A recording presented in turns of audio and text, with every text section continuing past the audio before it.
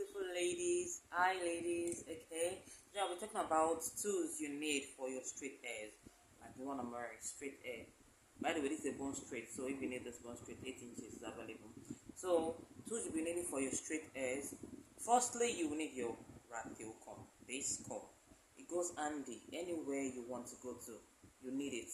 It can be in your bag to walk or anywhere, any outing you want to go to. You need it. Then you can also have your brush for your straight hairs. You need your brush too. Then you need what? Your straighteners. Your straightener. Your straightener is very important for straight hairs. So these are part of the tools you need for a straight hair. Then lastly, you need your hot comb. This is how your hot comb looks like. Your hot comb will go well for your straight hair to lay off the flyovers at the front part of your wig. So alongside with the hot comb, you need this wax stick. I don't know if you can see it well. Wax stick. Wax stick. So you lay your wax stick on your closure area, then you flatten it with your hot comb to make it go flat.